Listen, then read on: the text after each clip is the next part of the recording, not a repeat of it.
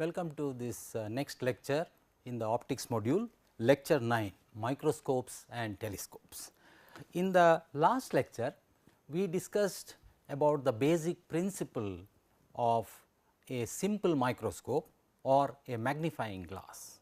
So, we saw that the magnification is given by an expression of the form, the magnification is given by m is equal to magnification m is equal to d by f.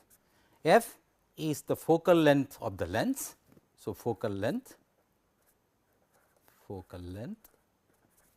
of the lens, that is the simple microscope or the magnifying glass, and d is the least distance for clear vision, which is approximately equal to, which is assumed as 25 centimeters. We have already discussed that d depends on the person to person, it varies from person to person, but we assume that d is equal to 25 centimeters. So, this is the magnification, and we have also seen that there is a certain limitation in practice, because f cannot take very small values and d is fixed, and therefore, there is a limitation on the magnification. In practice, there are several samples, many samples which require very large magnification to be seen, like biological samples like blood cells or bacteria. If one has to visualize these, the magnification required is very high, and a simple microscope or a magnifying glass will not do. So, what is done is we use what is called a compound microscope. A second additional lens, there could be more lenses, but in its simplest form, a compound microscope comprises of two lenses, one additional lens which is compounding the effect of the first lens to give you a higher magnification, hence the name compound microscope. So, we will start first with the compound microscope and then we will come to the telescope. The compound microscope. So, first I am showing here a simple diagram of a compound microscope, which comprises of two lenses. One lens here, it is called the objective lens, because the object is placed close to this lens. This is a metallic tube. There are two cylindrical metallic tubes which are coaxially located, and there is a knob, adjustment knob. I will show you a typical instrument. There is a knob by which you can adjust the separation here, or you can move the objective closer to the object or away from the object, and this is the eye. So, the separation between the two lenses can be changed to get a clear image by using the adjustment knob. So, a compound microscope, we will see the ray diagram and how the magnification takes place, etc., but in its simplest form it comprises of an objective lens here and an eyepiece here, and this is the eye from where you see. So, let me first show you the instrument, how the instrument looks like. So, let me show you a laboratory microscope, a compound microscope which is used in the laboratory. So, here, so let me show you a compound microscope. I am showing it in a slightly in an angular fashion. So, here is the microscope. So, we have the eyepiece which is here and the objective lens which is here. So, I can show you like this, for example. So, you can see that the eyepiece, this is the objective, the object is placed in front of this lens, objective lens, and the eyepiece is closer to eye. In other words, we see from here that we see from here through the eyepiece. And what I would also like you to note, so again let me rotate this and show you this fashion. So, here is the objective, and at this end we have the eyepiece. You can see the size of the lenses, the objective lens and the eyepiece here. The lens, we can also see the eyepiece here. So, from front side you can see the eyepiece. It is a very small lens, and if you keep the eye, you will cover, your eye will cover this lens. It is just to note that the eyepiece lens is almost of the same size as that of your eye lens. So, let me again keep it like this and show you that the knob, adjustment knob which I had shown. So, let me show from the side here. So, you can see that if the object is kept here, then I can increase or decrease the separation between the object and the objective here. So, the object is placed here, you can increase or decrease, so that you get a clear vision when you see from the eyepiece which is here. Also note that the eyepiece, there are in some microscope there are other adjustments, but this itself can be varied. You can see that the eyepiece lens here, this can be pulled back, so that the separation between the objective and the eyepiece. So, let me show you here. So, the eyepiece is here, objective is here, the separation can be increased or decreased to get a clear vision, but normally that is not required, and once it is set, you need to adjust only the position slightly between the object and the objective here to get a clear image. There are other screws which are provided here. So, this is not a microscope which you see in a biology laboratory where the biological samples are seen. This is in fact called a travelling microscope, because it can also travel in different directions. So, it can move laterally, it can move horizontally. So, you can, there are additional screws provided for this to move in this direction and that direction, both the directions it can move, hence it is called a travelling microscope, widely used in the physics laboratory. But basically this is the microscope tube which I had shown earlier, which has an eyepiece and an objective. In a specialized microscope, you may have many more objectives here. You can switch from one objective lens to another objective lens with a different focal length to get a higher magnification. So, this is the a laboratory compound microscope. So, let me come back to the discussion on the microscope. So, let us come back here. So, here it is.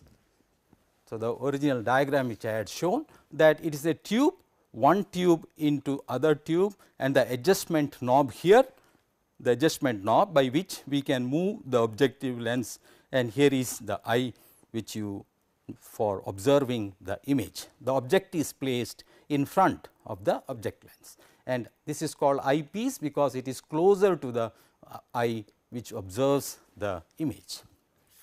Now, we will see the ray diagram and the layout of the compound microscope to understand the picture more clearly, how a object is magnified and how the image is formed. These are the two lenses which I showed you earlier, the objective and the eyepiece. So, the object is a very small object, because we are discussing about a microscope. A microscope is used to observe very small objects. So, there is a small object here in front of the objective. FO is the focus of this objective, and the small FO here, the small FO is the focal length. So, focal length of this lens, and the object is placed a little bit away from the focal length, and we know that this forms an image here. Using the lens equation, you can find out the position of the image. So, this is a inverted real image formed due to the first lens, which is the objective in our case. So, the image is formed here. The second lens gives a magnified virtual image, provided this image falls within the focal length of the second length. FE here is the focus point of the eyepiece, FE is the focus of the eyepiece, FO is the focus of the objective, and small FE here is the focal length of the eyepiece. So, if the position of the object, so this we can adjust by changing the separation between the object and the lens. That is why I showed you there is a knob which changes the separation between the object and the objective. So, by changing this we can make the real image to form very close to the focus of the eyepiece, but within the focal length, that is slightly less than the focal length here. So, that we get a magnified virtual image. The ray diagram drawing, we can see here that the ray which passes through the middle of the lens, midpoint of the lens, passes undeviated. There are other rays also which can be shown, but I have shown only 2 rays to avoid complications, and the ray which passes through the focus here, any ray coming from the focus will be rendered parallel. So, this is coming parallel, and the parallel ray will get again pass through the focus F e on the other side, that is the second focus of the eyepiece, and that is how this is going here, and this ray bends towards this, and if you project it back, then it appears, these rays appear to come from a virtual object, a position which is positioned far away, and this is a magnified image of the object. Note that the distance L, which is the separation between the two, that is the focal length here, the focus, and the focus of the eyepiece, the separation between the focal point of the objective, that is the second focus of the objective, and the first focus of the eyepiece is called L, is designated L, and it is called the tube length. It is not really the physical tube length, but it is called as the tube length because it is very close to the tube length, actual tube length. That is because FO and FE here are much smaller compared to the actual tube length of the microscope. The tube length of the microscope.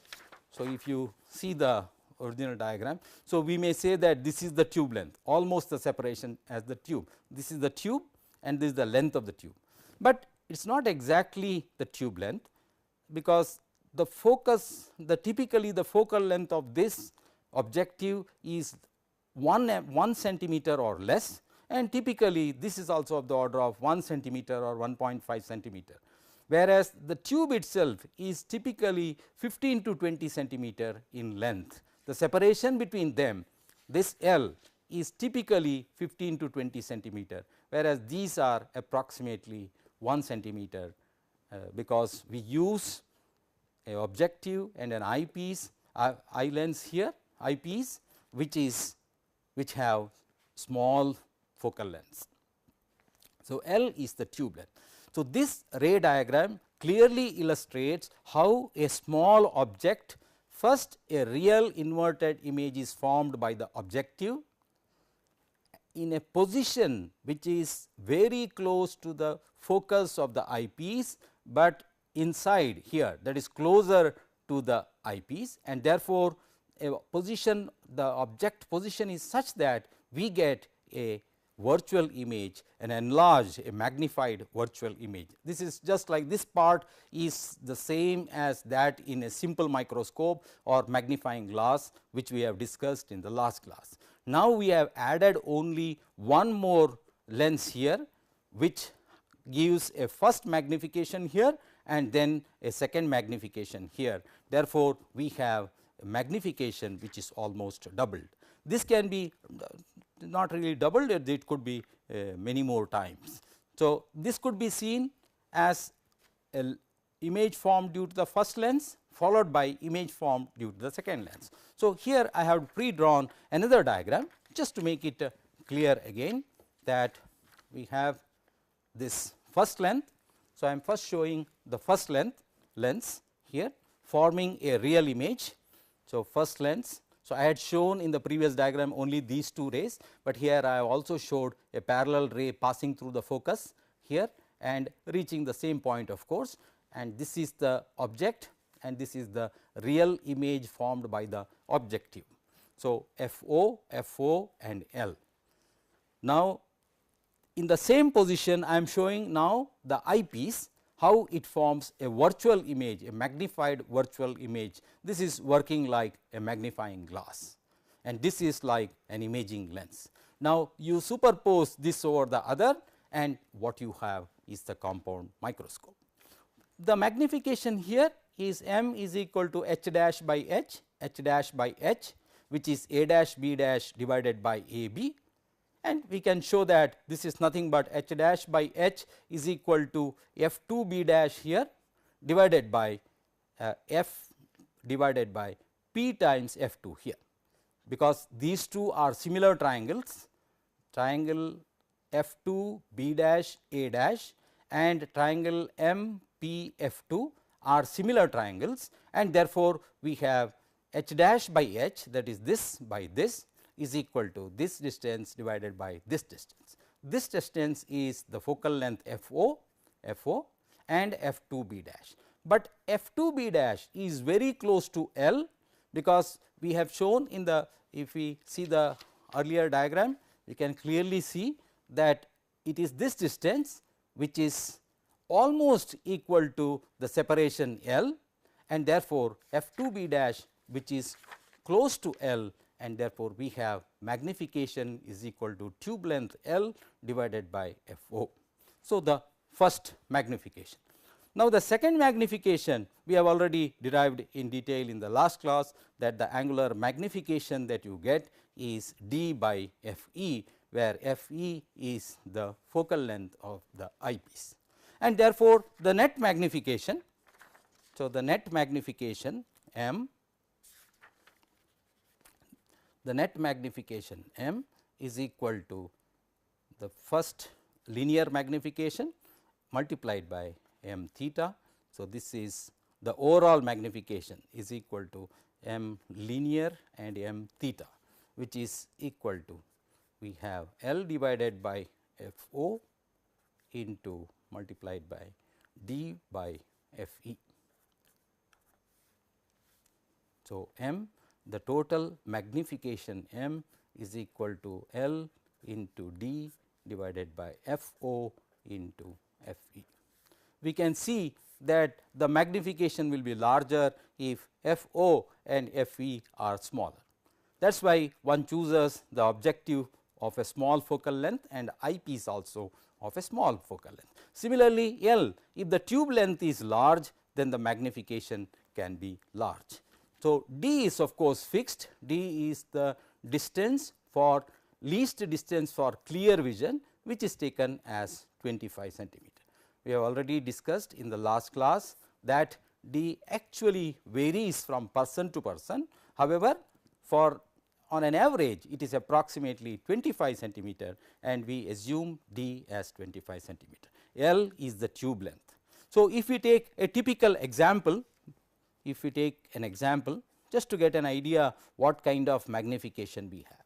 In a simple magnifying glass, we had a magnification m which is equal to d by f e only, this part only d by f e, which was approximately 5 to 8 or maybe 10 that one can get.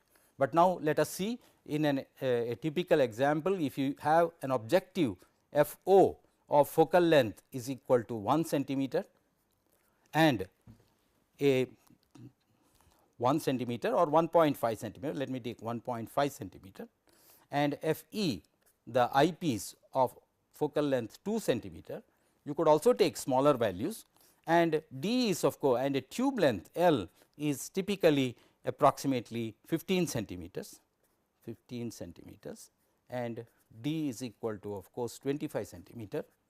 We can see that the magnification m is equal to L into d, that is 25 divided by 1.5 into 2, all in centimeters, and that is 1.5 into 2 is 3, goes 5 times. So, this is 125, all centimeters cancel, this is dimensionless, and the magnification is 125. Whereas, earlier we got a magnification of about 5 to 10 with a single magnifying glass. Now, we have a magnification which is 125.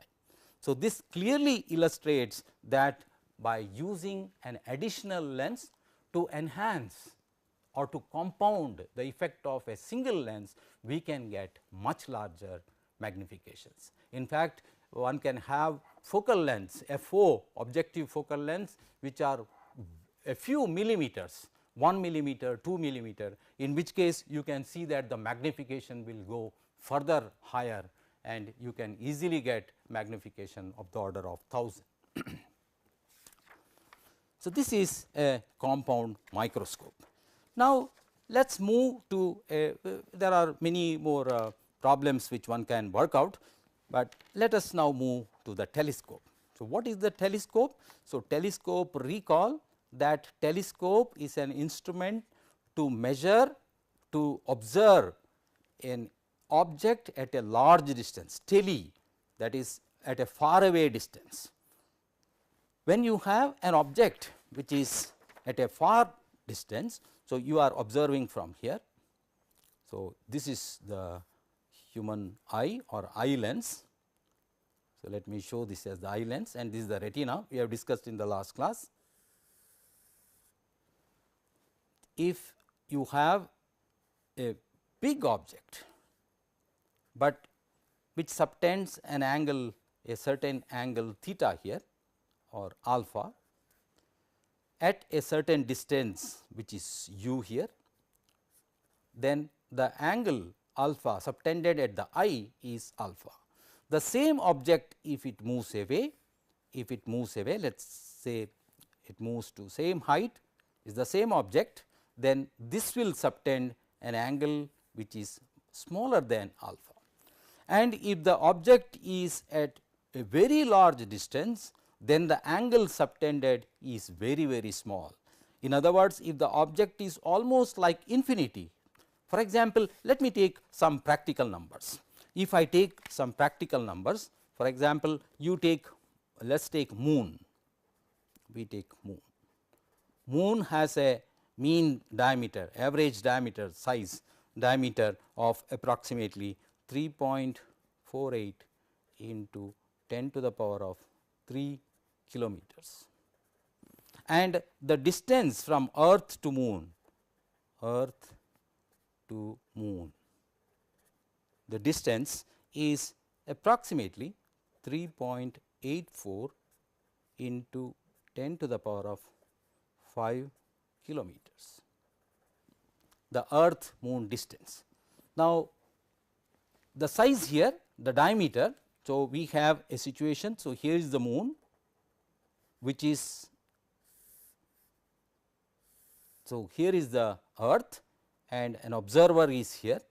So, what angle would this subtend here at the observer or into the observer's eye? This is the diameter and this is the distance, this is the distance. So, this theta, how much will this be theta? Theta is equal to, obviously this arc length is equal to r theta, or theta is equal to the separation. So, theta is equal to 3.48 into 10 to the power of 3 kilometers divided by 3.84 into 10 to the power of 5 kilometers. So, this is less than, nearly equal to, less than, if I say that this is almost 1, it could be, it may be about 0.8. So, approximately 0.8 into 10 power minus 2 radians, 10 power minus 2 radians, approximately 10 power minus 2 radians. That is the kind of angle that you have here subtended on the eye, onto the eye of an observer. Similarly, if you take the distance of sun, so sun, if we take sun diameter, average diameter of sun is approximately 14 into 10 to the power of 5 kilometers. This is the diameter of sun, and the distance earth to sun,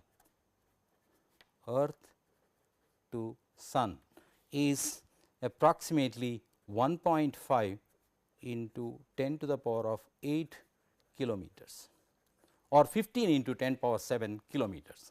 As before, the angle subtended theta is equal to 14 by 15 into 10 power minus 2, which is approximately 1 radian, 1 into 10 power minus 2 radians. approximately, almost same. Obviously, we can see it is very clear to us that our eye can clearly see the moon, clearly see the sun, although they are at a far away distance, because the angle subtended is of the order of 10 power minus 2 radian. The angle resolution, the angular resolution which the human eye has is of the order of approximately, it varies again from person to person, of the order of 10 to the power of minus 4 radians. For example, if moon were to be 1/10 of the size, so moon were to be 1/10 of the size diameter, even then we could have seen the moon, because we can see the moon clearly, quite big and clear. Now, if the size reduces to 1/10, I am sure we will still be able to see. If it reduces to 1/10, this theta will come down to 10 power minus 3. So, minus 3 radians. The human eye can have an angular resolution of the order of 10 power minus 4 radians.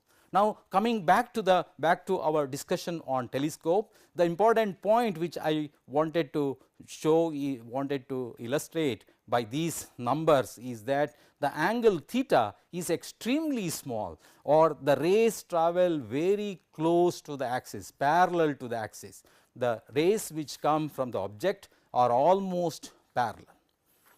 With this, if I keep back the telescope, so before we discuss the telescope, let me show you a laboratory telescope here. So, back again. So, here is a laboratory telescope which I have just picked up from the physics laboratory. So, here is the telescope. So, we can see this has an object lens here. So, there is an object lens and an eyepiece here, and as before you can see there is a knob.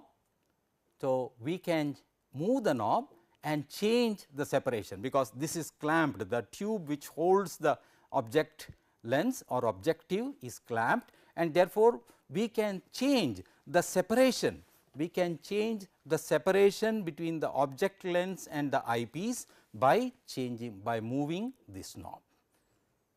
So, this is important. We will see why that is important, because by changing this we can adjust the separation such that we get a clear image of a distant object. So, we can see from the front here.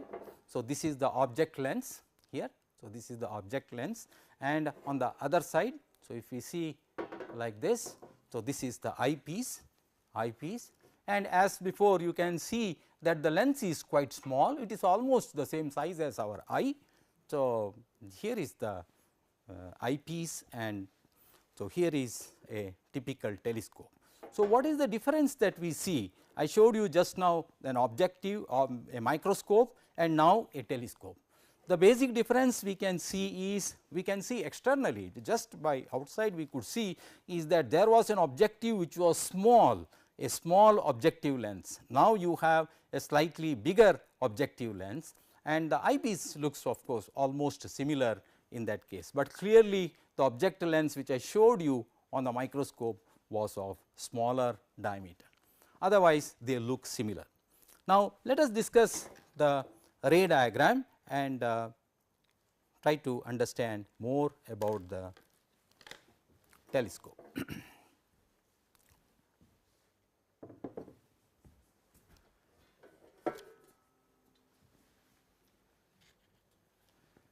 So, come back to the discussion on the telescope.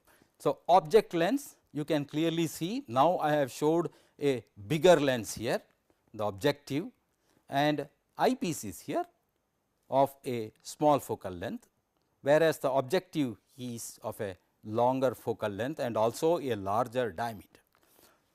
Parallel rays are coming from the object. So, there are rays coming from the object. There are also rays which are coming here, but I have not shown them, because just to avoid confusion I have chosen two rays, because we can locate the position of the image by just having two rays. One ray passing through the midpoint of the lens, which goes undeviated here, and the second ray which has passed, which has come from the focal length. You can see the focus is here. So, the focus is somewhere here behind, and this has come from the focus, and therefore, this must be rendered parallel after passing through the lens. So, these two intersect here to where a real image, a real inverted image is formed. Now, the distance is very large, therefore, rays are almost parallel rays, and therefore, the image will be formed on the focal plane, at the focus on the focal plane.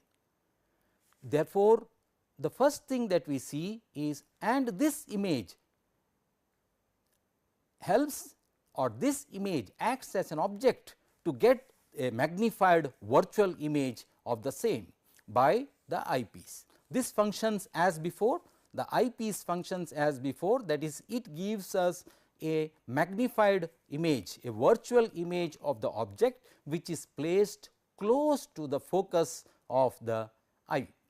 In this case, since the actual real image, inverted image is also formed at the focus of this lens, that is the object lens, we have FO and FE almost coinciding at the same position. So, that is why FE. So, this is the point where FE and FO are coinciding, whereas focal length FO is larger, FE is small. So, that we get a magnified virtual image. The magnification is, this would have been the angle subtended at the eye if the eye were to be here without the telescope. So, if I were to be here, if we were to observe the object directly, alpha would have been the angle subtended. But because of this arrangement, now the angle subtended at the eye is beta. We can see here beta is the angle subtended at the eye, and therefore, the angular magnification is beta divided by alpha. That is the magnification, beta divided by alpha. Beta is the angle because of the telescope.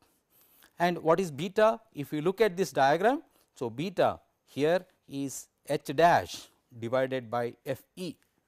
So, we can see that beta nearly equal to tan beta, we are talking of extremely small angles. That is why I put some numbers and showed you that alpha here is of the order of milliradians or 10 power minus 2 radians, and therefore, tan alpha is equal to alpha, tan beta equal to beta holds good, and therefore, beta is equal to h dash here divided by f e, the focal length of the eyepiece, whereas alpha here is equal to h dash divided by the focal length here. So, that is f o, h dash divided by f o. Following convention, because this is an inverted image of a erect object very far away, it is minus h dash by f o we have used, and there, whereas this we have not used a minus h dash, because this is whatever be the object itself is like this, and therefore, the image is also in the same direction, there is no change of direction. Here we can see that the object was erect like this, that is arrow pointing upwards, the arrow was pointing upwards far away, and the arrow is now pointing downwards. So, there is a inverted image which is formed, whereas here it is in the same direction. Therefore, h dash by f e by this, which gives us minus f o by f e. Note that the angular magnification is equal to, the magnitude is f o by f e. Therefore, larger the focal length, larger will be the angular magnification, and smaller the focal length of the eyepiece, larger will be the magnification. But of course, there is a limit for this smaller value, because we have already discussed why we cannot go below a certain value, but f o can be made large if you have a large focal length. Now, magnification, so exactly like this one can analyze, one can simply take the first lens and look at this image formation, then one can take the second lens, and the compound effect is what the telescope forms. Compare the telescope and the microscope. In the case of the microscope, we had a f e which was small, f o, the object focal length was small, and f e was here, and the separation between f o and f e. So, let me keep the diagram just to recall. So, the separation, so here is the ray diagram of the compound microscope, just to recall. So, this is f o and this is f e. the points are well separated and the separation is called the tube length. Whereas, in the case of a telescope, FO and FE coincide, first difference between the two, and the lens here has a large focal length if you want to get a larger magnification. Magnification is just one of the issues. In the case of a telescope, magnification is just one of the issues. There are several other important issues. So, a telescope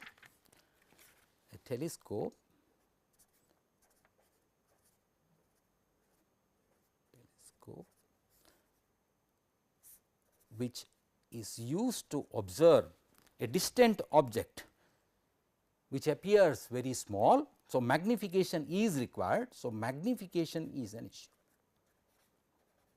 Magnification. However, since the object is at a very far away distance which subtends a very small angle at the eye, to observe an object which is very far away, we should also have sufficient amount of light entering from the object. That is, if I can draw here. So, there is an object here like sun. So, it is giving out radiation in all directions,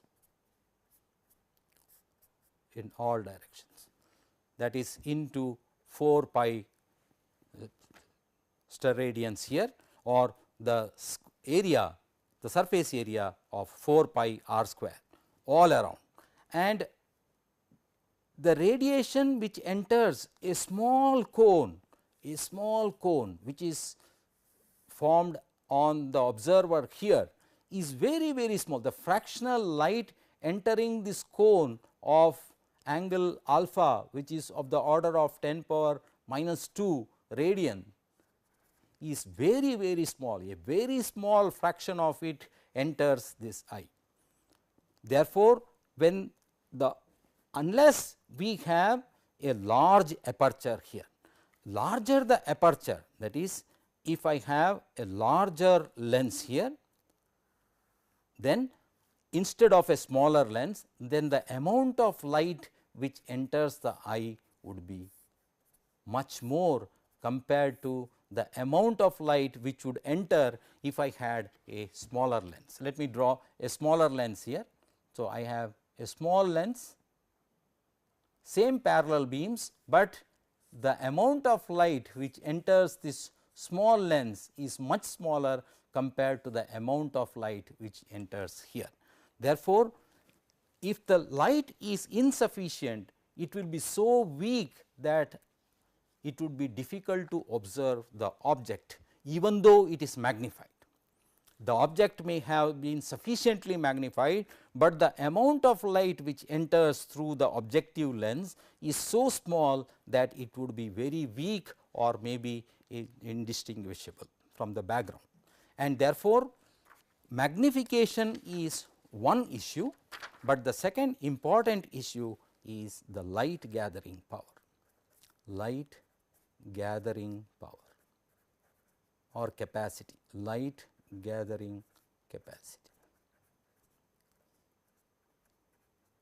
So, this will depend on the size or the diameter of the objective,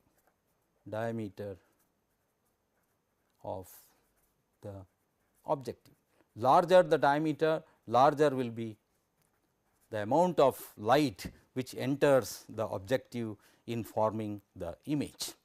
Now, larger diameter of the objective makes it very heavy, because the lens is made of glass and therefore, this becomes very heavy.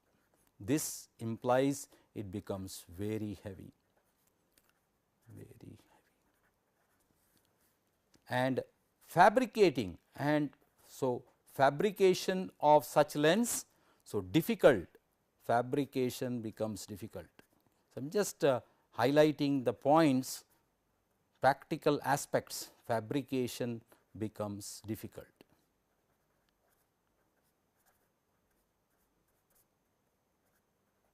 People have fabricated lenses of 1 meter diameter, but it is extremely difficult to fabricate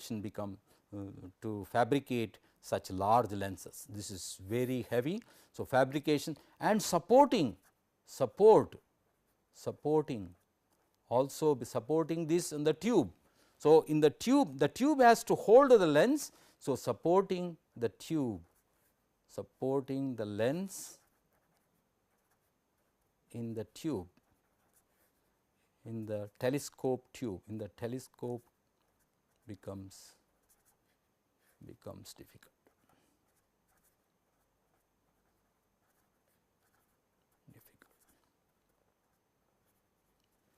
So, what is the solution?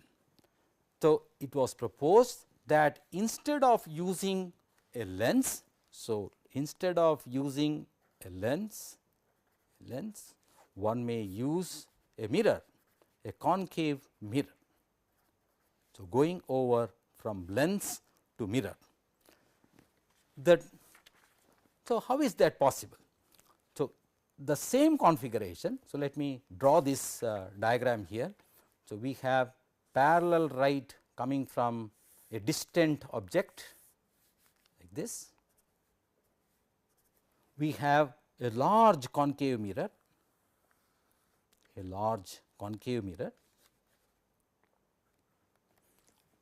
So, light is, I am not showing on the other side, which then focuses if the focus is here, let us say the focal point is here, then the rays will form an inverted image at the focus. So, at the focus an inverted image will be formed. So, let me link just to make it clear.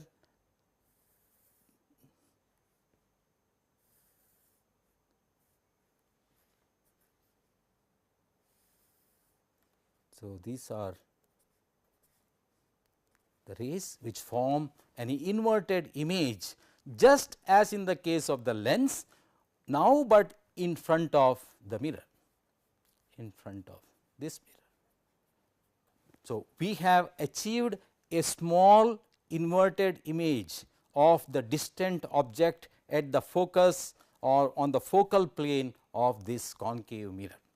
But because it is a mirror, one can fabricate such a mirror by having several pieces making into one mirror, huge mirrors of the order of diameter of the order of 5 meter to 10 meter have been fabricated. 10 meter dia of the mirrors 5 meter to 10 meter have been fabricated. You can have different segments, pieces of the mirror which can be put together. And second, holding, this can be held with a huge a metallic steel beam or something like this. I am just showing some typical way it could be held. So, this is a base and a metal support which is holding the mirror, because now you can hold it everywhere. If you had a lens, if we have a lens, and because the image is formed in the transmission, you have to hold it only at the edges, otherwise you will obstruct the lens. So, holding only at the edges of a huge and heavy lens is extremely difficult. But here is a mirror, a concave mirror, which can be held by providing steel or metallic support all over the mirror and mounting over huge supporting structures. But the difficulty is in this case is that in this case the image was formed somewhere on the other side here. So, the image was formed here, and therefore, you could have kept a eyepiece here to get the magnified image, virtual image of this object. But in this case, this has to be observed. So, the observer has to sit here. So, we have to keep an eyepiece here such that it is at but within the focal length of this, so that a magnified image can be seen, a formation of a magnified image can be obtained here. The problem is the lens has and the observer I am showing just his eye. So, the observer's eye here, So, this is the eye of the observer, has to be on the same path, because the parallel rays are coming from everywhere, from a far away distance. So, these people are also the person, observer, and the lens are blocking the part of the light which is entering, which is incident on the mirror. However, it is possible to have some other configurations wherein the image can be formed in the forward direction. For example, one of the configurations which is used. So, before I proceed, so this kind of a telescope is called reflecting telescope, reflecting telescope. So, a reflecting telescope is one where the objective is a concave mirror, a reflecting mirror, instead of the lens which we have used as an objective earlier. Whereas, the telescope that which we had seen earlier, where lens is used as the objective, here is called a refracting telescope. So, a refracting telescope. So, reflective, so telescopes, so telescope. The principle is the same. So, telescope can be reflecting or refracting. So, this is refracting telescope, refracting type, which uses a lens, an objective which is a biconvex lens, whereas it could be reflective type,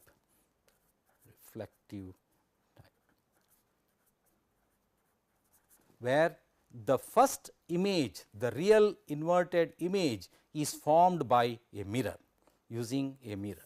So, this using a mirror, whereas usually a concave mirror, and this uses a lens as the objective, lens for objective. This is the primary difference between a reflective type of telescope and a refracting type of telescope. So, this is the objective, this forms the objective. The second part of the magnification process is identical, that is, you have a lens. So, whether it is a reflecting type, a refracting type, where you have the object which is then viewed, the virtual image is formed on the eyepiece here, whereas in the case of a reflecting type of telescope, the real image is then viewed through an eyepiece to get a virtual image, a magnified virtual image. So, these are the two types of telescopes, refracting type and reflective type of telescope.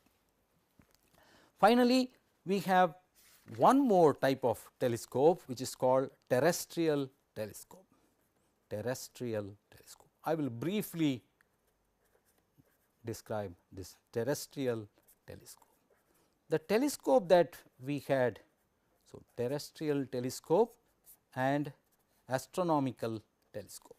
If you see in some of the books, it is written that astronomical telescope, astronomical.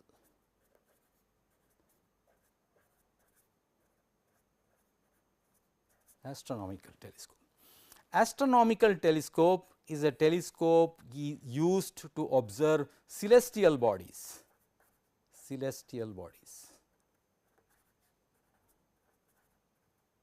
such as sun, moon, stars. Here, since they are usually in the form of spherically symmetric, it does not matter whether you see the object inverted, or it will always, for example, if you see sun like this or inverted, it will look identical, and therefore, it does not matter even if you see the image as an inverted image. Therefore, in astronomical telescope, which is the telescope, which is the normal telescope which I have just showed. So, the normal telescope, where you see an inverted magnified image here of the body of the object which is far away.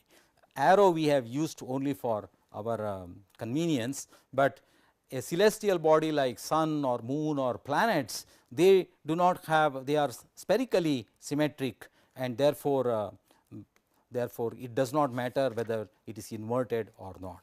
However, a terrestrial telescope which is used to observe terrains or distant terrains or landscapes or objects which are on the earth, but very far off, which you want to see clearly, for example, using binoculars, then you would not like to see an inverted image, you would like to see an erect image, and then we use what is called as a terrestrial telescope. The principle is the same, except that now we have, so we had an object lens here. So, I am drawing it quickly, which formed an image here, a small inverted image of a distant object. So, there is a distant object which formed a small image here, inverted image. Now, we use one more lens to invert this image. So, this is placed at, so this separation here.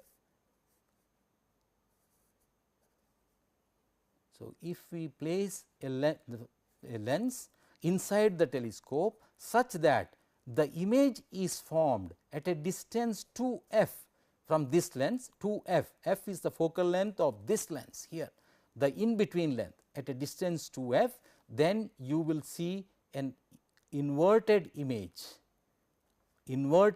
of this, which means erect image of the distant object, erect image at a distance 2f. So, 2f is the object distance here and 2f is the image distance, and magnification is just 1, because magnification is V by U. So, it is 2f by 2f, but magnification is -1, which means if the original object is like this, we will get an inverted object image, which is the erect image of the distant object. Now, you use the eyepiece. So, we use the eyepiece here. So, this is the eyepiece such that it is at the focus of this to get a virtual image. So, we have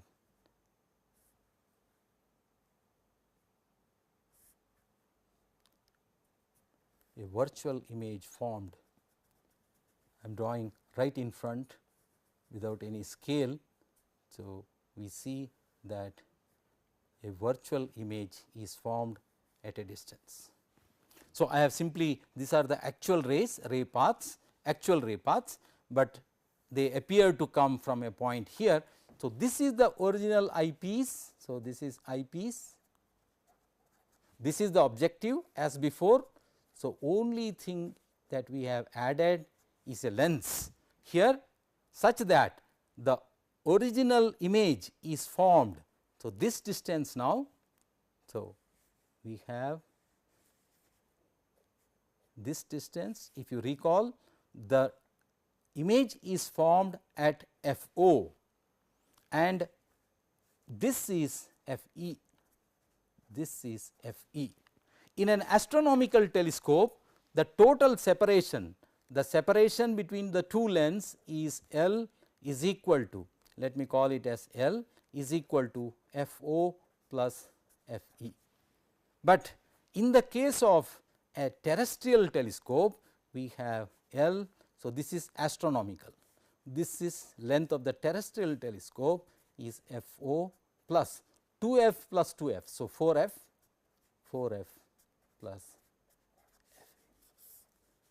This is the primary difference between an astronomical telescope and a terrestrial telescope. So, this, let me write the title. What I have discussed is a terrestrial telescope. Terrestrial telescope. Terrestrial telescope. So, just to wind up, Therefore, we have discussed refracting type of telescope, reflective type of telescope, astronomical telescope and terrestrial telescope. So, in the case of an astronomical telescope, the separation between the distance between the objective and the eyepiece is FO plus FE, whereas in the case of a terrestrial telescope, we have to use an additional lens to re-invert the image to get a erect image of the object. So, that there is an additional distance of 4 f, where f is the focal length of the lens which is introduced in between. Thank you.